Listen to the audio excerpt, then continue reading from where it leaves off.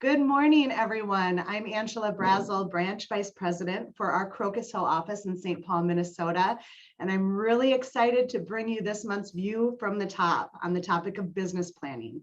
So with a shifting market, I hope you would all agree that now more than ever, it is important to have a clear roadmap of where we are and where we're at now and how we will achieve our goals in the new year. So we have an extraordinary group with us today. I encourage you to use the chat feature to ask questions. I'd like to start out by introducing everybody. I'm going to start with Diana Matichyn from Arlington Heights, Illinois. We also have Kim Hove with us from St. Louis, Missouri, Tommy Dyer from Fort Worth, Texas, and last but certainly not least, Sarah Furth, our regional sales instructor for our central region. So we'll go ahead and just go around. And Tommy, if you want to kick us off and just tell us a little bit about yourself. Sure. My name is Tommy Dyer. I'm from Fort Worth, Texas. Been in the real estate business for 19 years. Fun fact about me is I've been in judo for all my life. I'm a 7th degree black belt in judo. Fortunately, been traveled around the world for competitions and also was a coach in the 2004 Olympics in Athens for my athletes. That's great, Tommy. Congratulations. That's amazing. All right, Diana.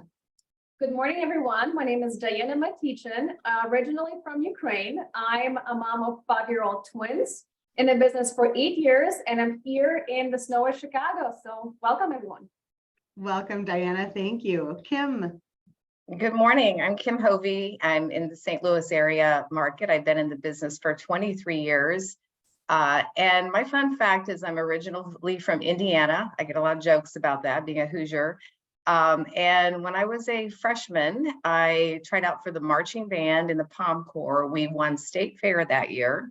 It's highly competitive competition, and we were able to perform in front of the Indy 500. Went to Magic Kingdom and Disney World, and it was like one of the highlights of my life at that time, being a 15-year-old a girl, and didn't go without a very intense summer band camp where they initiated you and did all kinds of awful things to you, but it was a lot of fun and a great memory. That's great, Kim. That's that's exciting. Sarah. Good morning, everybody. Sarah Furth here, a part of Coldwell Banker's education team as a regional sales instructor. What that means is I'm teaching classes every single day to all of our agents about their business and growing their business and being productive. Fun fact about me, I lived for about 6 months in East Africa 10 years ago. Oh. That is great. You know, I really want to, we had so much fun about a week ago. We kind of did a test drive through all of this, and I'm just really excited because every one of you just really approach business planning with kind of a different outlook as you're approaching the new year. And so I just really want to start us off by asking each of you, how do you think having a business plan affects you and your business? So Tommy, let's go ahead and start with you. It affects everything. It keeps me, it's kind of my GPS for the entire year. It focuses me on my goals to achieve. The business plan is not only for my business, but my personal life as well. It's very effective and hopefully achieve success with it.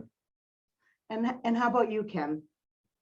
Same as Tommy. I mean, I start off by looking at the prior year and I monitor the business transactions and volume on a monthly basis. So I can also track where the business came from. So I know, okay, am I heavy in past clients or do I need to gravitate toward more online marketing? And I love a checklist. I love to know where I have to have a visual of what I'm doing day to day, and not only on a daily basis, but just annually. What are my goals that year? Have I accomplished them? And I was just looking at last year's this morning, and there's a few things I didn't do.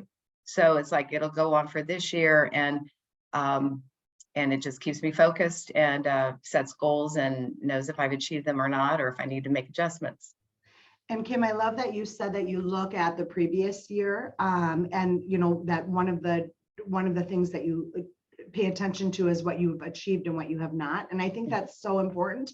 also knowing where your business came from. And so Diana, let's go ahead and have you answer that question. And I would love it if you would talk a little bit about the component of the four-legged table that we spoke about last week. I thought that was great. It's on my list to mention. No, I love business planning from the point where we get excited for next year. We get to plan. I actually personally hate doing it because you have to sit down. You have to really write down and get to dig deeper. It's very easy to say, I want to sell 100 homes. I want to make $1 million. That's anybody can do that. It takes 5 seconds, but really how you're going to achieve that, that's the most important thing. And I always say your business is like a tabletop, and table has 4 legs. So in the business, I believe in real estate business, you're supposed to have at least 4 lead generation pillars that will bring you the business. They will bring you the transactions that you're looking to do. It could be, one of it could be open house, geo farming. Another one could be social media and anything else. So think about some of the lead pillars that you're going to use to get yourself to reach your goal. And then the business plan will outline things that you're going to do specifically for that. For example, if it's going to be open houses, how many open houses will you do them? Will you just wing it and do it when you feel like doing it? Or will you put it on a plan? Every Saturday, I'm doing an open house. Every Saturday and Sunday, I'm doing an open house. That's a plan, and it's something that you can track, measure. And if it doesn't work out, at least you know you tried. But if you didn't put it in the plan, if you did it just because you felt like it or because you had a new listing, it's exciting. You can't blame yourself for not reaching your goal. So I think business plan in that respect is very important.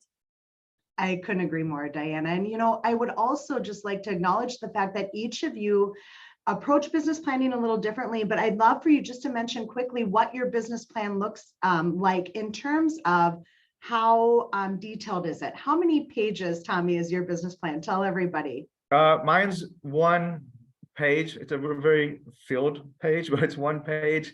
And mine is similar to hers as well, but I call them plates. And I have 5 different areas of business that I'm looking for. But it's definitely on 1 page, and it's broken down to strategies to meet those goals. And then it also boils down to how many contacts per day I'm going to do to reach those goals as well. And many of the agents in my office use a 3-page business plan. And so just a little bit longer than Tommy's. And then Diana, tell everyone how long your business plan is. My business plan is about 12 pages, but it's basically business plan and marketing plan in one, because first we're bringing down how many transactions we're going to do, how many list side, how many buy side, where are they going to come from? Is it going to be your database, social media, a combination of different lead pillars?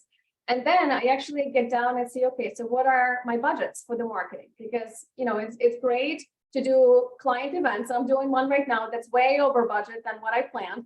But you have to have at least an outline of a budget. And then I always like to do also my business expenses, my monthly expenses. If you have any debt, I highly recommend this. In my first year in business. So 8 years ago, I did that. I paid off my debt. It was like the best feeling ever. So if you can add that to your business plan, you will feel so much more motivated to make sure that you do the things, because it's easy to do when you feel like it, but 80% of the time we don't feel like doing things. So that's why we have the business plan. That's how you have to decide why will you do what you want to do. That's excellent, Diana. That's great. Sarah, I'd love for you to chime in here and just talk a little bit about what you see when you are teaching these business plan classes. So tell us a little bit about the plan that you have with Coldwell Banker. Yeah, I mean, I can't help but plug our business planning class, which I've taught now about 25, 30, 40 times. I love the class. I'm passionate about it. And really, speaking to Tommy and Diana so far, we really do a little bit of both of what they talk about. In that class, it's twofold. And if I could just take a moment to talk about it, the first part of that class, we build out a value proposition. What is your brand? What do you stand for? How do you set yourself apart in your business? Because I believe you've got to know that. And whatever you're trying to do next year, lead generate, tap into a new source of lead generation that you haven't before. If I know my value, I can do really anything. I have the confidence to do anything I need to do. So I start with that. And then the second part of class, we do what Diana's talked about. Have you ever taken an overview of what you're spending in your personal life what you're spending in your business or what you think you're going to spend, and then add the profit you want to make next year. What are some actionable numbers that are going to get me to that? That's what starting with the budget is. And then we take that into our goal projector tool, which is going to break down based on the average sales price in my area and the financial goal I want to reach. How many appointments do I need to be making in the next year? How many buy side transactions, listing side transactions? How many? I'm going to dwindle that down then to how many contacts should I be talking to every single day that I'm working, I'm lead generating. And so the class, it's a great class. It's about 1.5 to 2 hours long. And I will be sure to share the next upcoming one here in the chat. Excellent. Thank you, Sarah. And Kim, what would you like to add to that? I know your business plan Sure. also looks a little different. So Yeah, it does. I haven't broken it down to like how many contacts I need to make each day, as Sarah was just saying, but I do that. But I do more of an overview of what is my business look like. And I was just looking at stats, and in the last 10 years, it's doubled in business. So I'm doing about 20 million in sales volume a year, and it's been pretty consistent the last few years. And I do have a team member now, Stacy, and a transaction coordinator that I believe has really helped me. And that was part of my business plan like 4 years ago, was I can't do this by myself any longer. What does my business look like? So I take it to the level of 23 years in the business, what I want it to look like. I'm probably more in a maintenance mode rather than a really heavy growth mode like we talked about last week. But I want to keep it there. So now that I've added someone and have a transaction coordinator that frees me up to generate the business that I need to. And of those 4 legs Diana was talking about, the major one I have is past clients. That's where most of my business comes from, or referrals from past clients. So I want to really focus on them. And I feel like my business plan does evolve even monthly sometimes. Like last year, we talked about doing a mission statement and a vision statement and developing a logo, which I utilized Design Concierge, which was wonderful, and developed a brand. And so those kinds of things have been part of my business to keep it in maintenance mode, keep it at this level so that it doesn't drop off if I want to enjoy life more and take more vacations, that we still have the business coming in. And Kim, I definitely want to talk a little bit more about that a little bit later, because in our conversation last week, we did talk about, starting your plan, saying, am I in growth mode or in maintenance mode as I look at the next year?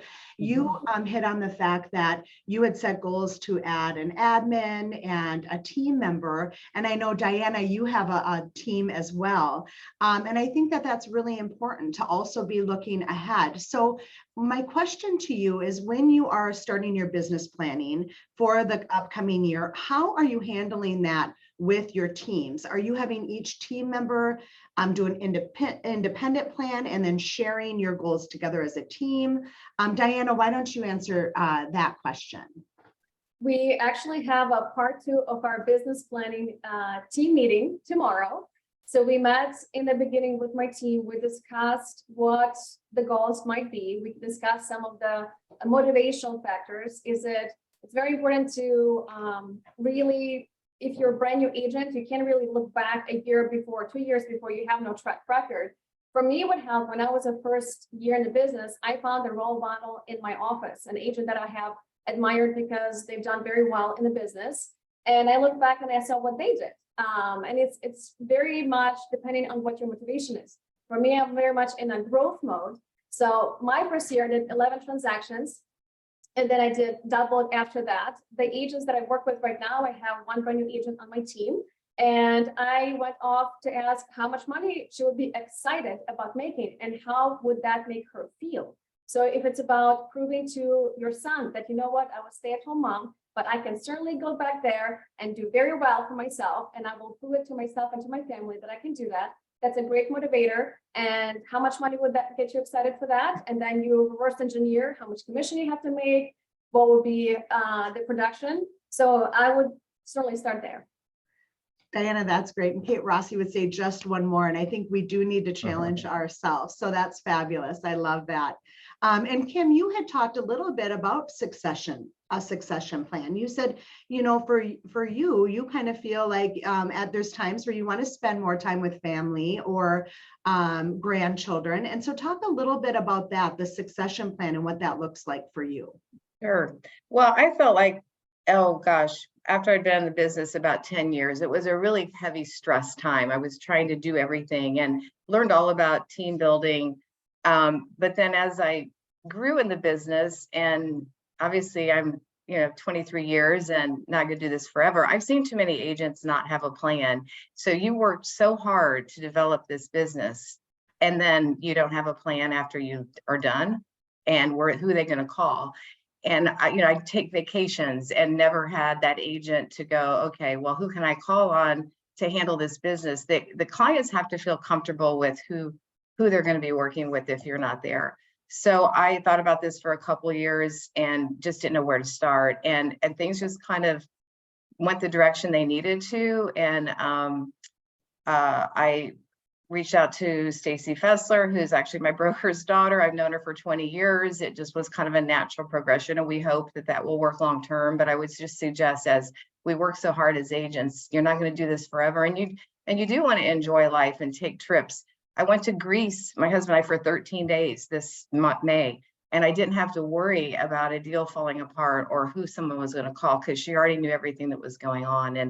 And I never was the type of agent that wanted a large team. At this point in my career, there was no advantage to that, but we're growing, so it's working. And now when she's out of town or I'm out of town, we have each other, and, may grow to something else. Maybe we'll add another agent too, but, if it gets too busy, but it's working well. And it was a little overwhelming to decide I think there's all kinds of business models. And I was on the video that Greg did with a couple coaches, I think last month, about the different team setups. And for me, this is working really well. So I'm excited about it. And then we have a transaction coordinator. So she can, I think 50% of our business is the paperwork, if I think everybody would agree with that.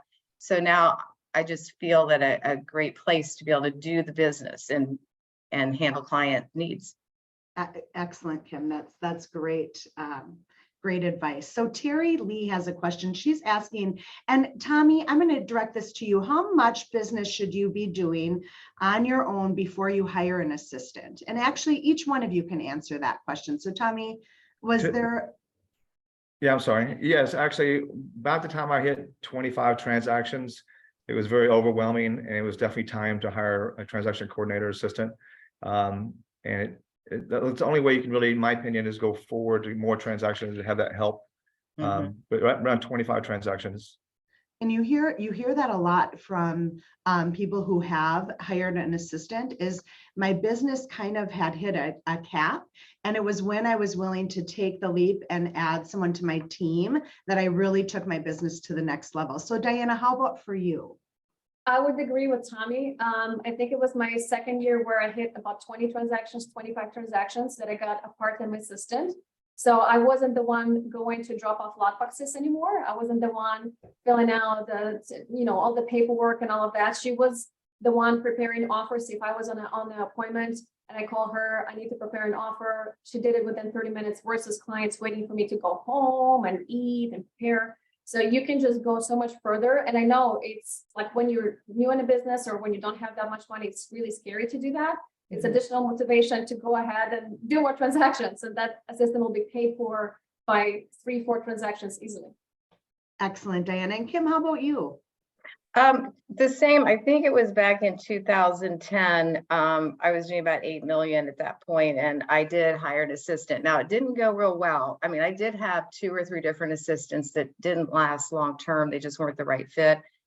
So you really have to find the right person. But now I like who we have now is more of a transaction coordinator. I mean, we probably do some things an assistant could do, like take lock boxes by, and that would be good to have a person for that. But the transaction part is key. And then she'll do things like write a contract if we need to.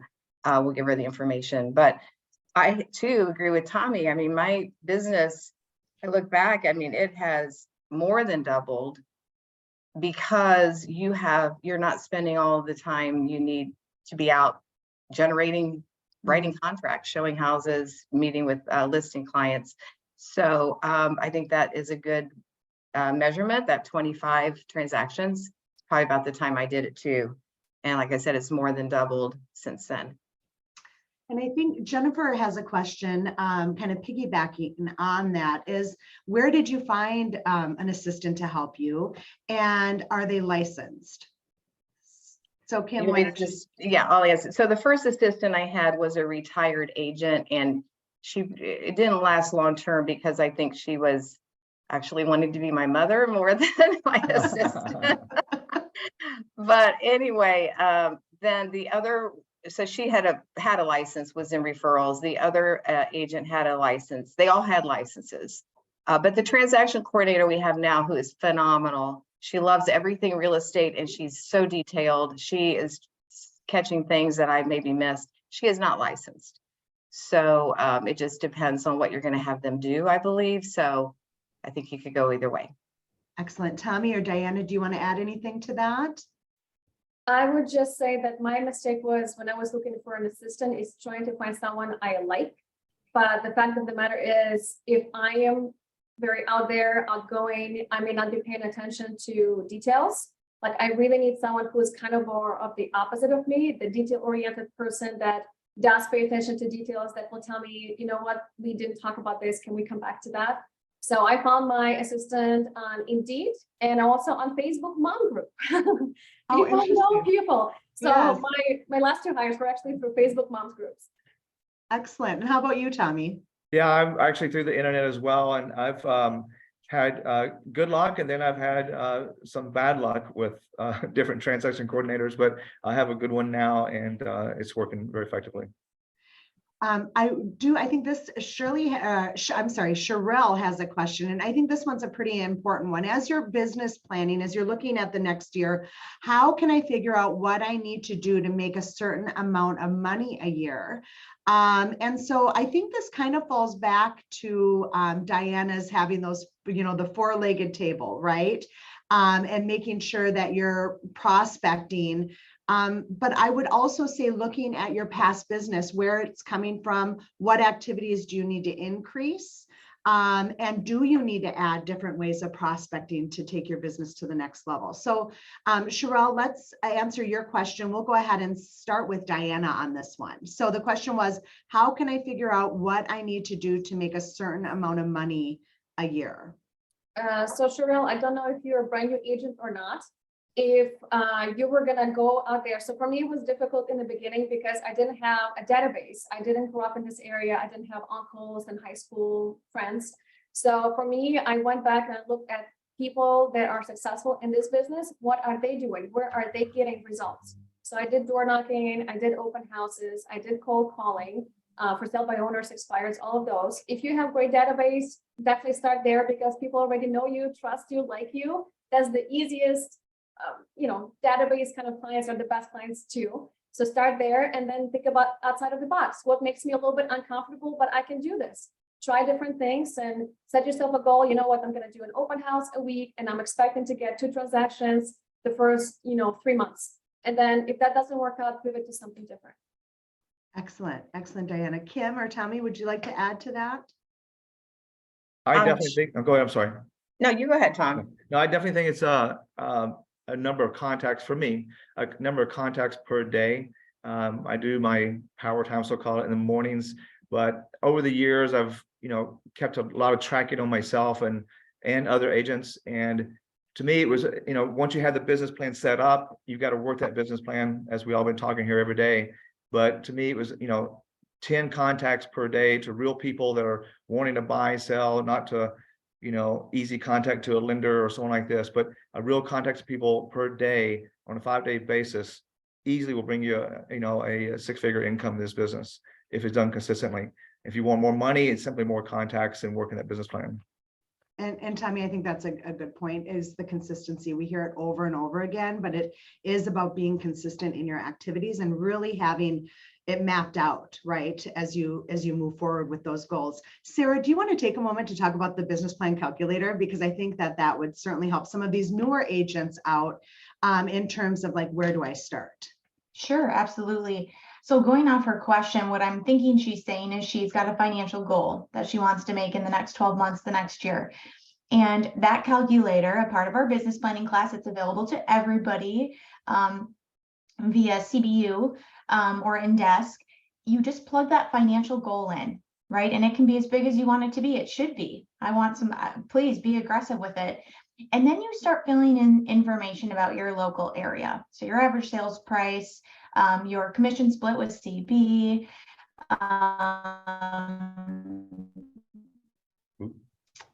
how many weeks. Sarah, you're freezing a bit. Those tangible numbers.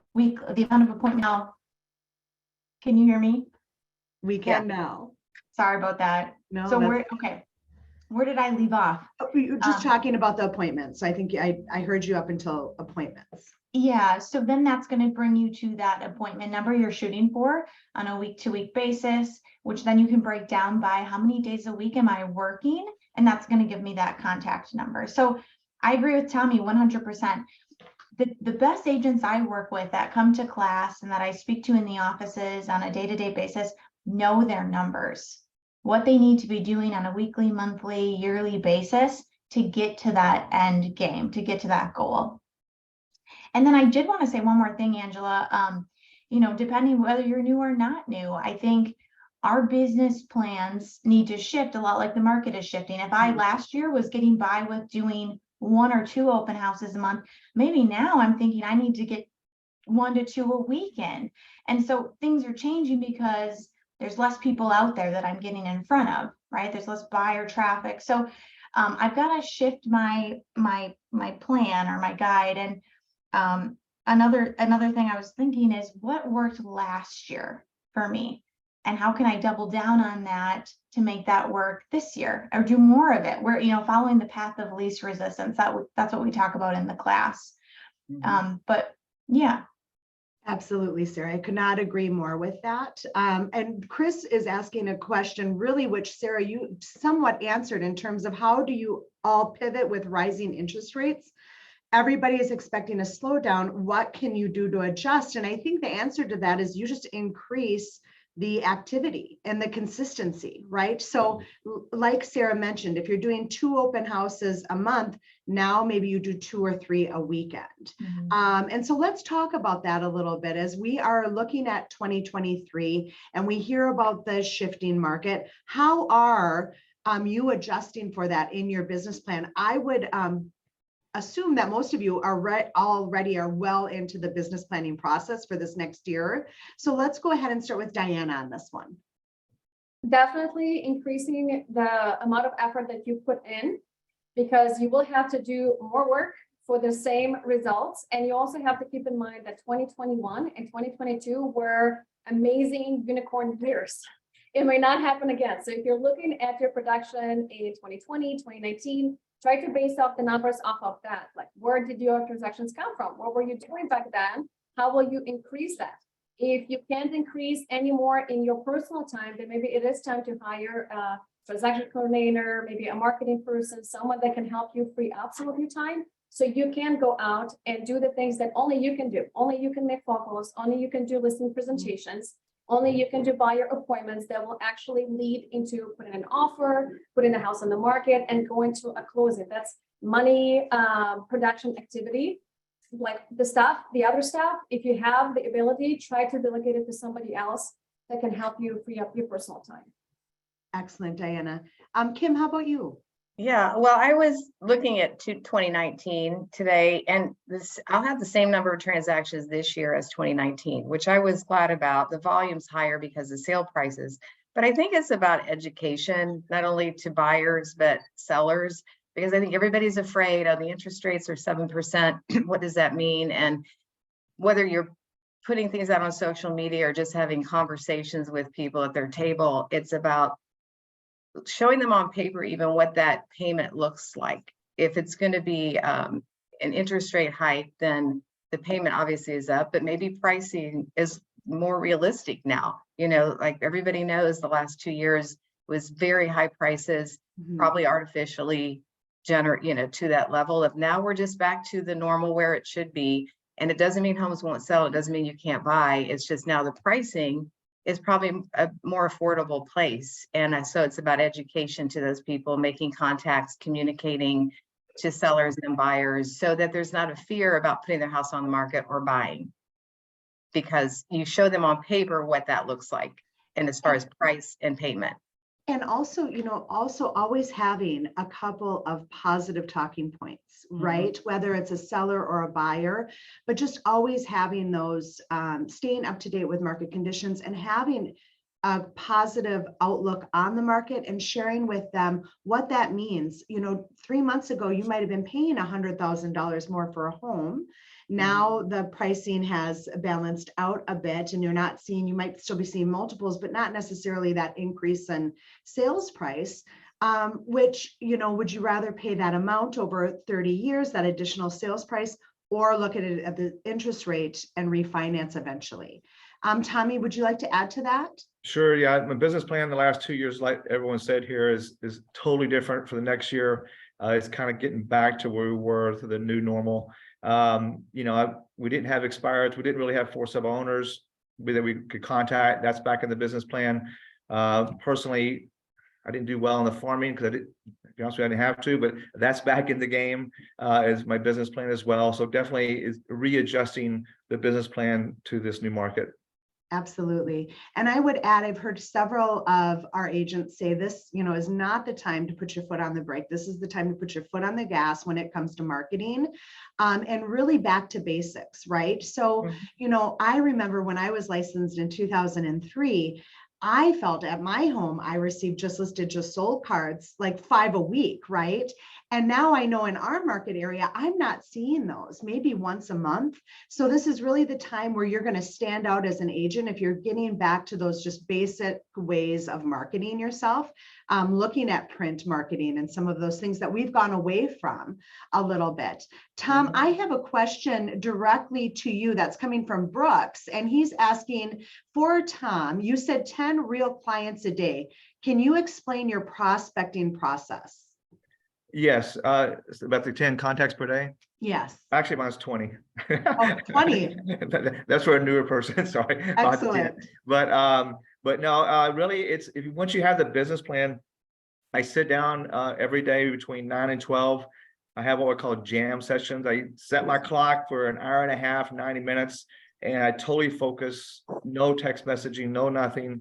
And I focus on those contacts. But really, it's all derived from my business plan. I'm maybe working on my center of influence for maybe my first hour and a half. Then I may be going to expireds and so on. But if you have a business plan, you have actually set a time to work those contacts, you're going to find the people to contact to. Excellent, Tommy. That's great. And my guess is if you're not getting the results with the 20, you'll be calling 30, right? When you review that business plan again. Absolutely. Yes, so that's great. Thank you, Brooks. I hope that answered your question. I would like to talk a little bit about how often you review your business plan. So, your business plan's done for the upcoming year. How often are you looking at that plan as the year progresses? Diana, let's start with you on that. I will be absolutely honest. I don't look at it very often. You should have it, ideally, what I'm looking to do for this year, you should have it up and visual, somewhere you can see it all the time, at least the most important things. And I do track, like in my office, I'm at home right now, at my office and location, I have a big whiteboard and we have a number of transactions that we're looking to do. I'm also tracking my listing appointments. So for this year, my goal was to do 100 listing appointments. I did 91 of them so far. So we're going good. And then my goal was to sell 100 homes, and we're at 74 right now. And then for every home, I do a smiley face, and then we do a number. So we do that up and visual, and then I review my marketing plan probably like once in a few weeks. But ideally, you want to have it up and visual, like what are your key things that you're focusing on, conversations and all of that. So Diana, what I'm hearing is you have your business plan, but you're really more focused on the marketing activity throughout the year, looking at that quite often, but not necessarily the actual plan, except for tracking those numbers, the goals that you have throughout the year. That's great. Tommy, how about you? Yeah, I review, really, I have a thing called my Sunday planning. It's only about 15 minutes long, but it's really for the next week. But it helps me Part of that planning is reviewing my goals real quickly and where I'm at, and trying to, the most important thing on this Sunday planning for myself is it keeps my business plan alive and moving forward kind of week by week, seeing the weak points and strong points and where I can better myself. Excellent. And And Kim? also have, of course, a quarterly review of myself. Excellent, Tommy. I think that's important. Kim, how about you? Yeah, I would say a weekly basis, setting up what the next week looks like, who to call, who I need to reach out to, making that list, and then monthly, probably evaluating more like Diana does on the marketing side of things. What do I want to do the next month? What can we add? So the numbers part also on a monthly basis too, just to keep that tracking going, and honestly, if you're, a little light, okay, do I need to work harder the next month, so a combination of events to just keep on track. And I think this is really a great way to segue into pipeline. So I'd love to hear from you. I know in our office, it's really important. A lot of my coaching sessions are focused on agents' pipelines as we're meeting. And so I'd like to know, how are you tracking your pipeline? So past business, reflecting on where that business is coming from, but also future business. So Kim, let's start with you. Do you keep kind of a running pipeline and active document, which allows you to know where your business is coming from and what your pipeline looks like in terms of numbers? I do keep an active document on where the business is coming from. I'm probably not as strong on the pipeline. Basically my pipeline is maybe more about folks that are in my contact management system that reached out about listing down the road that haven't yet, keeping them on a ongoing follow-up system, whether it's phone call, email, and that would be both on listings and buyers. And then actually, like, we have several buyers that didn't buy this year because they thought the market was too crazy. So they're a pipeline also, and there'll be a reach out to check in with to see. So it's a pipeline that probably could be a little more defined, so to speak, but yet it's there and regularly followed up with. Excellent. Tommy, how about you? Yeah, I do, and I improve myself there as well. But basically, I do it electronically, but I also do with my calendar, handwritten as well. I want to do that to make sure I don't miss anything. But if they're very hot, someone who's really ready to buy now or sell now, it's obviously going to be there in my calendar. And but the long term, definitely the CRM, just keeping in contact with people as well. Tommy, I'm glad you mentioned the CRM. I think that's important to have people on some sort of drip campaign. Sarah, you had mentioned, open houses as part of your business plan. And I see time and time again that the people who are keeping track, the agents who are keeping track of their pipelines, it might be 6 months later, but they've kept those potential clients on their pipeline as maybe, future prospects. And what ends up happening is, inevitably, when they keep in touch with them, I'm hearing, you're never going to believe who reached out to me last week, right? Now they're ready to buy a house, and they may not have had any contact with this person. The agent is sending out, correspondence monthly, but nothing is being reciprocated. So I think it's important. I think a pipeline is really important to a business plan. Diana, how about you? Similar to other agents that I do CRM, but it's not just enough to put them into CRM. You have to also follow up. So calls, emails, text messages. I would say emails would be key. So I do a lot of video, and that helps me bring a little bit more of a personality. So whoever likes me, they know that they like me. If they don't like me, that's okay. So I do a lot of videos on a weekly or bi-weekly basis. We send out video emails on basically how is the market, how to sell a home with pets inside, and all of the other information that could be helpful. And I've gotten so many listings or buyers that said, you know what, I'll be getting your emails. We're looking to sell your home. Can you come out and give me information? So it's the easiest kind of lead that you can have because they already like you. They are already interested in working with you. So put them into CRM, but then make sure that you touch base with them also. Excellent. Sarah, would you like to add anything to this? I just think, I'm such a fan of the tools. And I think, although right now we might not feel as busy as before, we are going to get busy again. And so I'm just such a proponent of having a plan, having a guide that has those tools set up in advance. So starting right away in January, Not set it and forget it per se, but having things on auto for when I get busy, because of course I'm going to get busy and then I'm going to get off track. I might step away from my plan, but then being able to come back to my plan. So Prospect Square, Moxie, utilizing those tools that I can set up today, tomorrow, and they're good for a year. And then I check in again and how'd that go? How'd that do?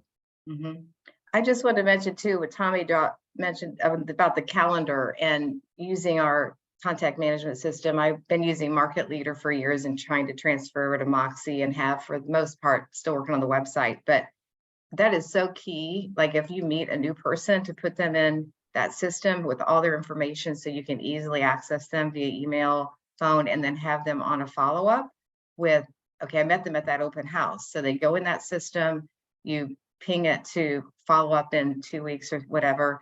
And that's key for organization. So whatever contact management system you use it, right? Absolutely, Kim. Absolutely. Heather is asking, how long do you test a marketing strategy or lead generation strategy before deciding if it is effective or not? So, Tommy, why don't we start with you on this question from Heather? Man, I've tried so many, but a 3-month window. 3-month window. Excellent. Diana, how about you? I am guilty of having the shiny penny syndrome. So in the beginning, it was very bad. I will tell you, based on my experience, it would have to be closer to 9 to 12 months, especially if you're looking more into like long-term lead generation. So for example, when I decided Instagram will be my lead source, it took me 12 months to see first client come in specifically from Instagram. And I've talked to agents that do geo farming, that do Zillow leads or any other leads. It does take 6 to 9 months to see some kind of payoff. If you quit too early, you will not see results. Great point, Diana. And Kim, would you like to add anything to that? Yeah, I think that what I have found is that in marketing, I tend to set it and forget it, and probably haven't spent big dollars on a big, marketing campaign, so to speak.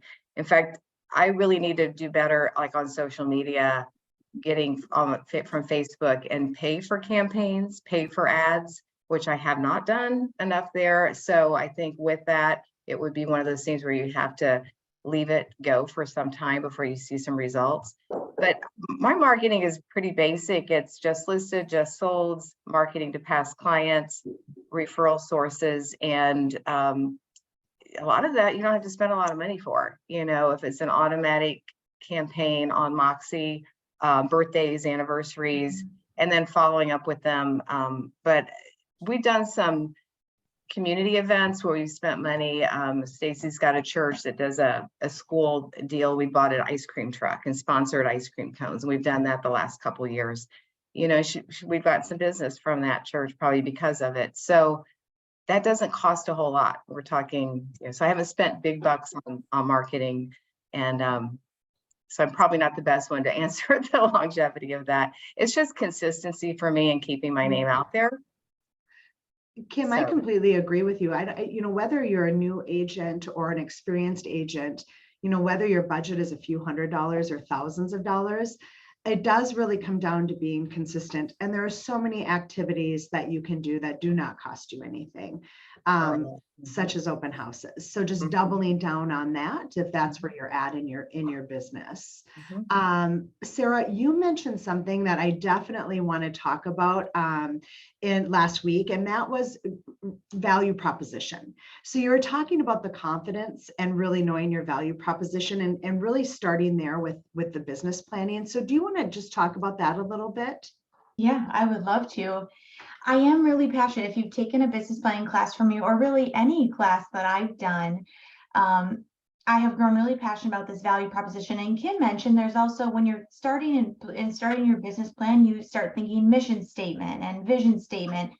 To me, I think value proposition is the main one of importance, because if you haven't ever taken the time to figure out what are my values, what am I portraying to the public and my client base, it's definitely time to do so, because now is our time more than ever. We've got to set ourselves apart amongst all the other agents that are out there prospecting. And this, as soon as I have a value proposition and I feel confident about it, now I'm confident to prospect. and I'm willing to do more of it. Like I need to do, what is the quote from Chris Voss?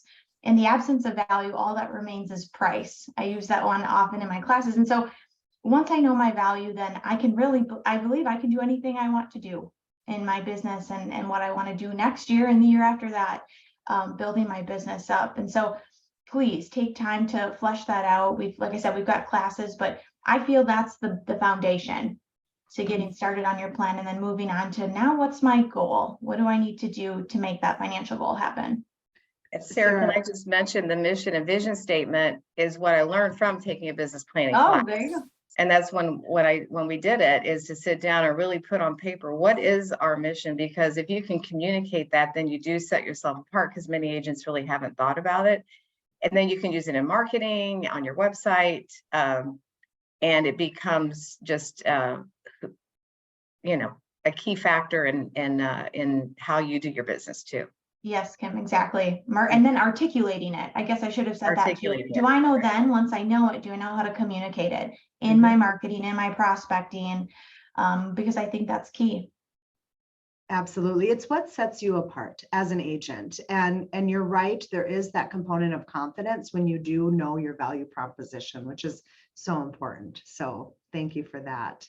I do have a couple more questions here.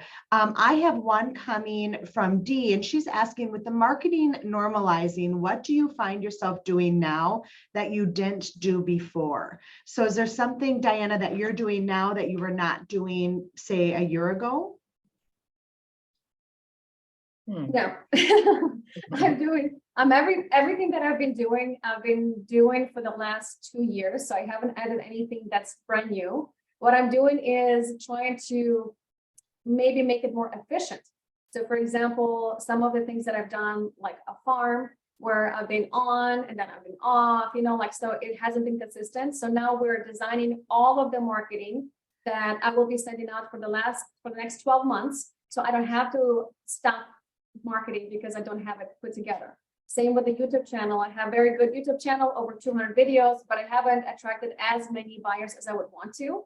So I am digging down and I'm doing some research on what other agents that are getting business, what are they doing different? Maybe I can reach out to someone, especially if they're out of state. They're so happy to share. So if you guys ever have questions for me and you're not in the Chicago area, ask me anything. Well, and you know, Diane, I'm glad you brought that up. That's what I would like to just add here, is that if anyone has questions, I know you're all open to answering questions and having people reach out to you after the fact as well. So certainly thank you for that. And if you want to put your contact info in the chat, feel free to do so. Diana, I'm just going to segue into Michelle's question right now, which is, where do you get your video ideas from? She says, Michelle says she's a newer agent and she doesn't know what to talk about on video. Very good point. If you don't know what to talk about, I really believe in looking into what other agents are talking about. So if you go to my Instagram, look at my videos, you have a full cast to copy all my videos. So a lot of agents are putting so much content out there. If you go on YouTube and you put best realtor in, New York, you'll see realtors that are doing great business and they're answering questions that are relative. What I would also say, go on Google and say most asked questions in real estate. You have 20-minute videos, topics ready to go. So that is the easy part. Going ahead and executing will be the question mark. Right. I love that, Diana, going on and just Googling what are the top asked questions for realtors. I think that's fabulous. Tommy, would you add anything to that? No, that just, I need to do a lot better job on the video part. Angela, can I add one thing that I'm doing now that I didn't do before? So my husband and I moved to a new community, first time in 25 years we moved. And there's 100 people that live in this community. And we did a neighborhood get together on the street, invited people over. And so I feel like face-to-face is still great. I mean, internet's wonderful, but I still feel like the people that know and trust you will be where you'll get a good lead source. So I think I'm going to develop like a quarterly get together and just sponsor it, probably sponsor a Facebook page for the neighborhood. It's more like a retirement community, so to speak, like a villa community. So I don't think there's been a lot of action. And I learned that there was a Coldwell Banker agent that had this neighborhood wrapped up and she's since retired. So it's like a great opportunity for me to hone in and be the realtor of choice, hopefully. And I just think it's continually looking for new opportunities, thinking outside the box, still traditionally what we do for selling homes, but looking for opportunities to do new things with the changing market. And oftentimes it's right out your front door, right? Absolutely. And being engaged in your community is so Engaged, important right, for all of right. us. Community Yes. events, right. That's excellent, Kim. That's excellent. Kyle is asking if anyone would be willing to share their value proposition or mission statement. He's just says he would love to hear an example. Sure, I will. All right. I can put it, can put it in the chat, I suppose. Excellent. Yes. I actually have a PDF, so I think I can probably attach it, right? Oh, look at there. This one. Oh, I went away. Okay. Hopefully I'll oh, That's great, Kim. I'll Thank do it you so later. much. Obviously, I that's can't great. multitask.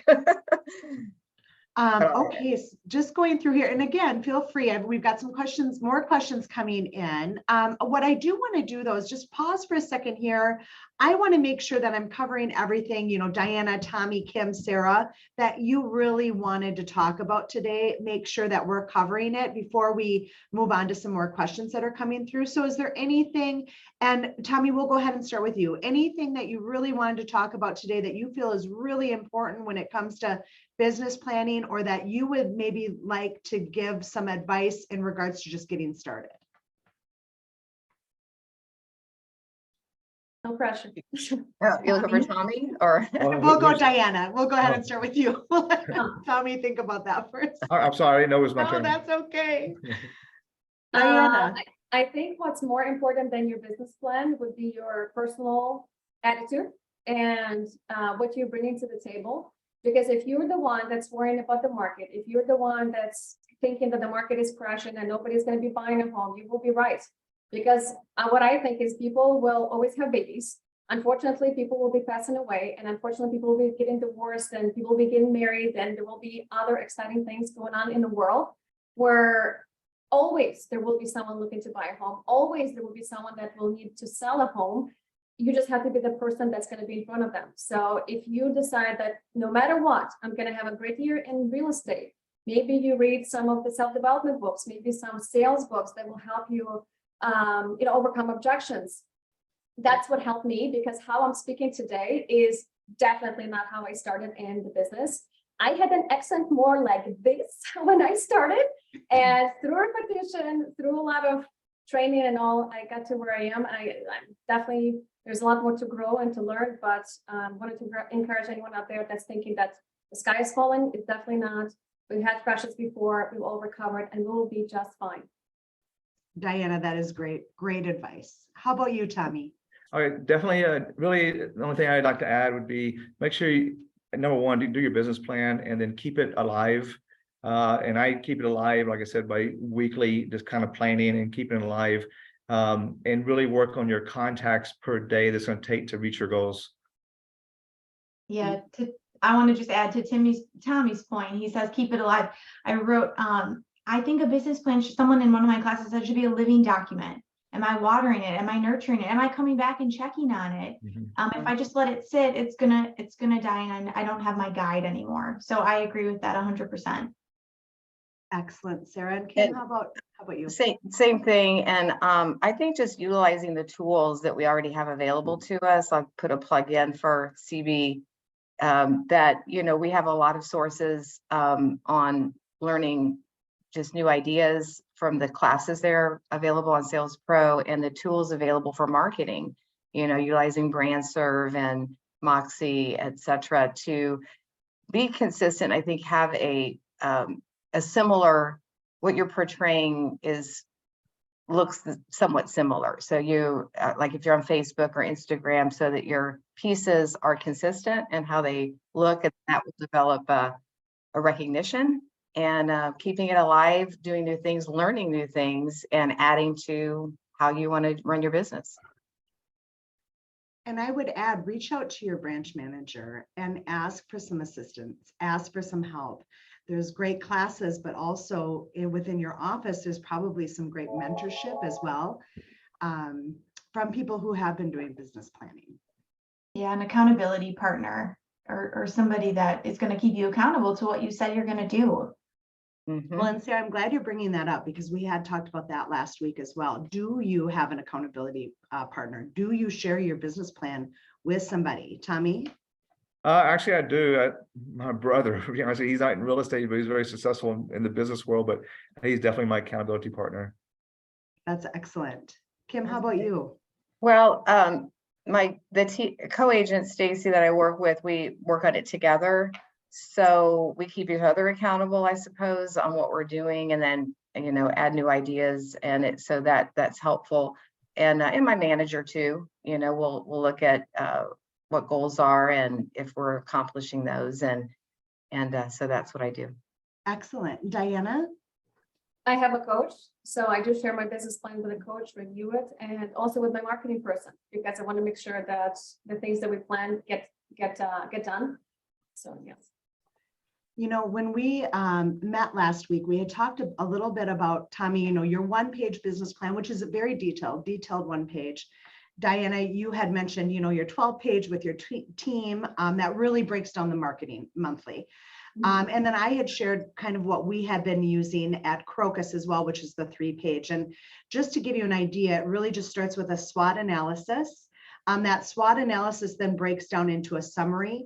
We really talk about past business and where it all came from, sphere of influence, open houses, past client referrals, expired listings. Really what we're looking for there is your time being spent wisely.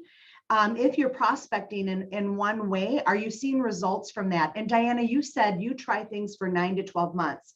And that's exactly what we're looking for there. You know, in 2022, if you spent, you know, 52 weeks calling expired listings and you have not had a listing, that's not a good use of your time. So either now we need to focus on, you know, what your message is to those expired listings, or we need to take that off the table and really look at a new way to increase your business or add to the consistency of which you're doing things that are bringing you business.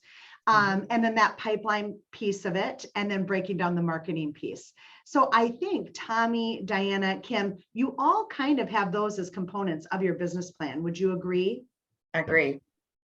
I told Diana, I often say when we're doing business planning, 2 to 3 ways of prospecting. I call them target markets, but I love Diana's, you know, the table, the 4 legs on a table. It's not going to stand with just 3 legs. So that's great. I'll definitely be incorporating that.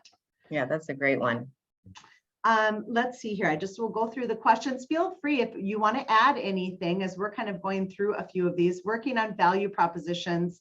And Kim, you did put your contact information in the chat, so feel free to reach out to Kim and she can forward that to you. Yeah, and Greg said I could send it to him and he could email it too. Oh, that's fabulous. But yeah, I'll make sure and get it out. And the other thing I was just going to mention just about utilizing the marketing we already have available to us. Like, you don't have to create new ideas, because that could be so overwhelming. And I you know, when Listing Concierge came out, I was on board with that, and those just sold and just listed cards right from there, very professional, and utilize it because that will drive business. Well, in Listing Concierge, you know, making sure that every listing that you have just listed cards going out, you have just sold cards going out. What happens is we get busy. We have the best intentions, but as agents, we get busy. Yeah. And the first thing to go are those things you've committed to in terms of marketing that really do bring you new business, right? So and they'll send out on Prospect Square, you know, they'll send out a blast email to all your contacts there, where you can rely on a team we have to help you. And the newsletters in our market have had really successful open rates. We've had some great success stories around that. So yeah, that's been great. Sarah, anything you want to add? I know you have a class coming up. Yeah, I have 2 things I want to talk about. I did plug an upcoming class here in the month of November, but we have business planning, of course, many times throughout the end of the year. For those who don't want to take a class or say they don't have time to take a class, I get that too. We also have more of a DIY business plan template. If you're sitting in this class or this call and you're saying, you know, what can I use to get started? What document? I know there's 1 page, I know there's 12 page. There's a million ways to have a business plan. We'll share that too, that template for all of you. And then what I would last like to say, a part of the education team, education and marketing, whatever your financial goal is, or whatever, it doesn't even have to be financial, whatever your goals are next year, we're here. We've got people here to help you get there through classes and tools. So please reach out to us and lean in on us. Thank you, Sarah. I cannot end this session without a big thank you to Tommy and Diana and Kim and Sarah for facilitating and sharing your ideas and being part of this panel. This is the last view from the top of the year, and I feel like we really went out with a bang. So thank you all so very much. And please feel free to reach out to any of us should you need anything regarding business planning. So have a wonderful day, everybody. Thank you. Thank you. Bye.